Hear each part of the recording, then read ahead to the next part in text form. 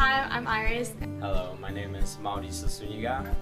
Hey, I'm Jessica Senyao. My name is Alexis Person.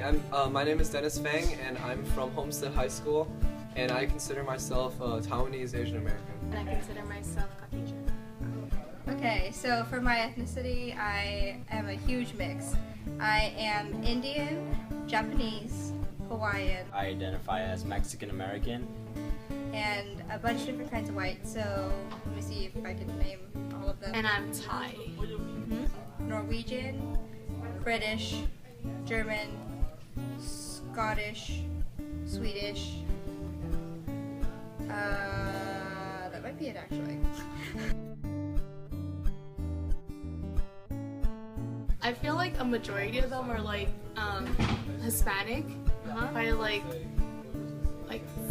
70% in the school district. I would say it was about 95% Latino. Pretty mixed, but I'd say that we leaned, since we're at Escondido, we were a little bit more heavily on the Hispanic and white side. So I want to say about half of our school was from Asia. So like I don't know the exact breakdown of it. We had a lot of kids from China and Vietnam. But other than that, the rest was Caucasian. For my school, I think it was something like 40% Asian, 40% white, and 20% other races like Hispanics, African Americans, and others. How many kids got into Berkeley from your year? About 15. So, out of the 3 graduating classes, I am the first and only. 2. Well, I was the only one that applied, so it was just me. I think it was like 35 from our year. Probably almost 100 clubs in our school. AP. In terms of AP, we only had one AP US history I class. think we had mostly all of them. Mostly all of them. For clubs, we have a really large assortment of clubs because we were a pretty big school, about like 2,000. Like had us do like resumes and like high level papers throughout our school experience. Classrooms and like assemblies and all that were actually under a church. So we only had about 12 classrooms and a very small quad area under the basement of the church.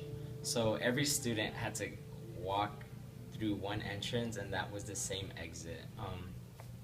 Our court, the size of our court was like, I don't know, 2 basketball courts. Like that's kind of where our recess or lunch break was at.